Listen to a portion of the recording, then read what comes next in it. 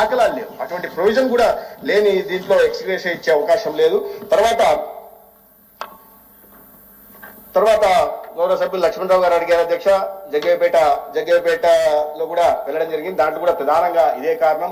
జగ్గయ్యపేట షేక్ మహమ్మద్ పేటలో కూడా ఈ రకంగా కేసులు రావడం జరిగింది. దాంట్లో ఇద్దరు అక్కడ డయేరియా కారణంగా చనిపోయారు. మేము అధికారికంగా అన్నాడే చెప్పాం. దాచేపల్లిలో కూడా కొంతమంది 10 మంది బారిన పడితే ఒకరు దాచేపల్లిలో కూడా డైరియా కారణంగా మరణించిన విషయాన్ని కూడా నేను ఇక్కడ చెప్పదలుచుకున్నాను అధ్యక్ష. అయితే ఎక్స్గ్రేషియా ఇచ్చే అవకాశం ఆ ప్రొవిజన్ లేకపోవడం వల్ల ఇవ్వలేదు. అయినప్పటికీ కూడా ఈ ప్రభుత్వం దృష్టికి తీసుకెళ్లే ప్రయత్నం చేస్తాం అధ్యక్ష. అయితే ఒకటి ప్రధానంగా కారణం అధ్యక్ష, ఇన్ని సంవత్సరాలుగా ఈ నిర్వహణ లేకపోవడం కారణంగానే ఇవి జరుగుతున్నాయనే విషయాన్ని మనం గుర్తించాలా.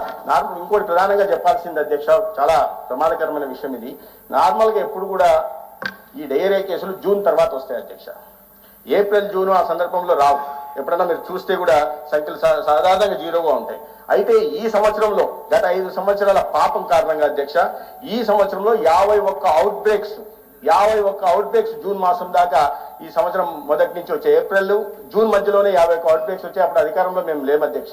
దానికి ముందు జనవరి నుంచి అవుట్ బ్రేక్స్ నడుస్తున్నాయి. ఎన్టీఆర్ జిల్లాలో, విజయవాడలో, గుంటూరులో ఎక్కడైతే గతంలో అవుట్ బ్రేక్స్ వచ్చాయో అక్కడే అవుట్ బ్రేక్స్ వస్తున్నా కొన్ని సంవత్సరాలుగా గత ప్రభుత్వం పట్టించుకోలేదు. అంటే ఎటువంటి ప్రమాదకర పరిస్థితులు వచ్చాయంటే, ఎప్పుడూ డయేరియా రాని సమయంలో కూడా ఇన్ని 51 అవుట్ బ్రేక్స్ రావడం, దాంట్లో 557 మంది 1457 మంది డయేరియా బారిన పడ్డారు అధ్యక్ష. కాబట్టి ఇటువంటి విషయాల్లో రాజకీయాలు చేయకుండా ప్రజల్లో అవగాహన కల్పించే ప్రయత్నం చేయాలి. ప్రతి చోట మేము ప్రజలకి ఈ సందర్భంగా మీ మాధ్యమంగా నేను తెలియజెప్పే ప్రయత్నం ఏంటంటే, వర్షాకాలం వచ్చే సందర్భంలో ఈ గతంలో ఈ భవిష్యత్తులో ఇటువంటి పరిస్థితులు రానివ్వము, తగిన జాగ్రత్తలు తీసుకుంటాం. అయితే వర్షాకాలం వస్తున్న సందర్భంలో వ్యక్తిగత పరిస్థితులు పాటించడం, మరుగుదొడ్లు బహిరంగ మలవిసర్జన కాకుండా ఇంట్లో చేయడం, దానికి కావాల్సిన మరుగుదొడ్లు కూడా ఇన్నాళ్ళు మేము మిగతా ప్రభుత్వాలు పట్టించుకోలేదు కానీ మేము నిర్మించే ప్రయత్నం చేస్తాం అధ్యక్ష. అదేవిధంగా ఎక్కడన్నా ఏదైనా చిన్న కేసు వచ్చినప్పుడు ఆశా వర్కర్లు అందుబాటులో ఉంటారు. ఆశా వర్కర్లు తెలియజెప్పాల్సింది.